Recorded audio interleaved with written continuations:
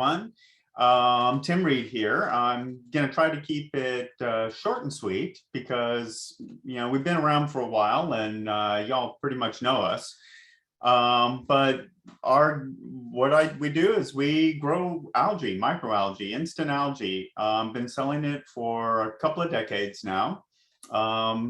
The idea is to have microalgae where you need it, when you need it, to ensure hatchery success. And that's a nice little pretty picture of all the different algae we grow.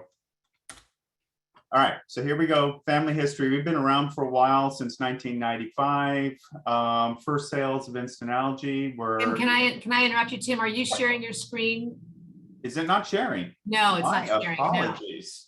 No. That's okay. I just thought we'd stop you now. Thank you, because I thought I pushed that button, but clearly it didn't. How's that? There you go. Okay. All right, so back we go.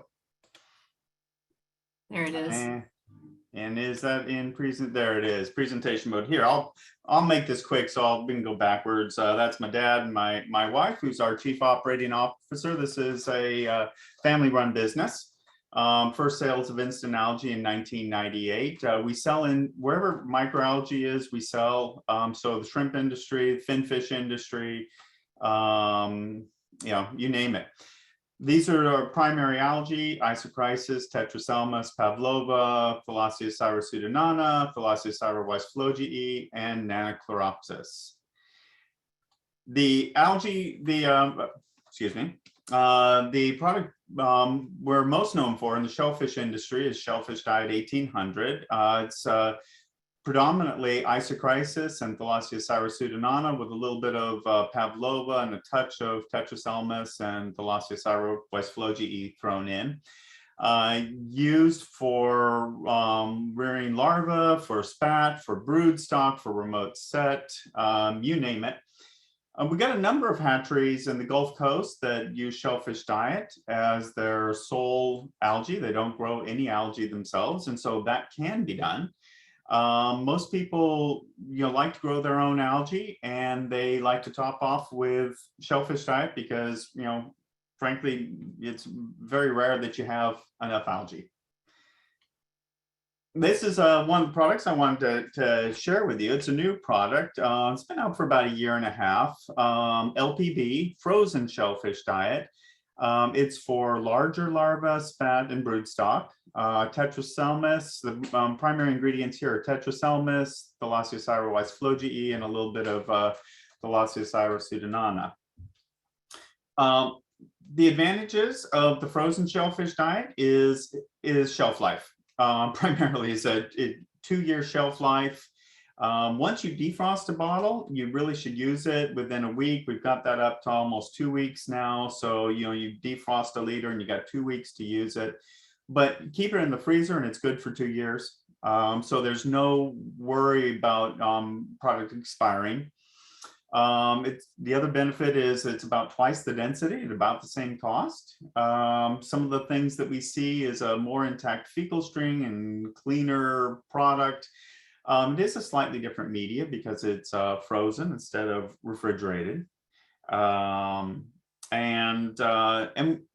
a lot of people are really liking it. Sales are really picking up. So people are shifting from Shellfish Diet to LPB, or they're just expanding their use of algae. This is a nice little study that we did about a year and a half ago, or 2 years ago now. Wow, time flies. Carlsbad, they did a study where they were growing 1 millimeter spat on live algae. It was a mix of Isochrysis and Pavlova, and they wanted to take away 1/3 of their live algae and replace it with the same biomass of LPB.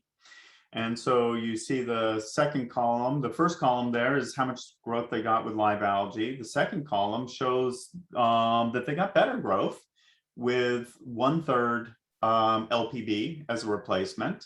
Looks like a little more than 10% better growth. They had better growth also when they replaced 2/3 of their live algae with LPB. And finally, they still got significant growth, not as good, but they still had respectable growth using 100% LPB and no live algae at all. And, people have been asking for a long time, why do you get these synergistic effects of you get better growth, better survival when you use a little bit of frozen algae? And, I got lots of theories on it.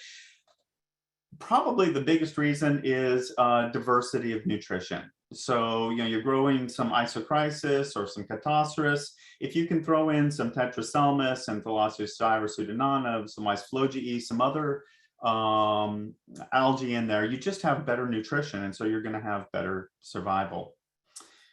Yep. So here it is. This is that's not a bad picture of that. Is algae that has been frozen for a year and defrosted, so that it doesn't look exactly like it would when it's alive and swimming, but I think that looks pretty darn good.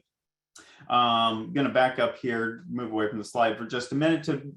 Forgot to mention that we are coming out with a new frozen algae. It is TP3000.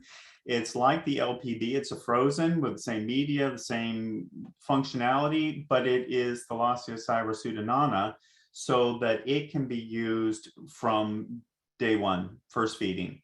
The LPB, because it has larger cells, really you shouldn't try feeding it to your larvae until after day 7 or 10, and it's best for spat and broodstock. But the TP is, go ahead and feed that on day 1. It is small enough.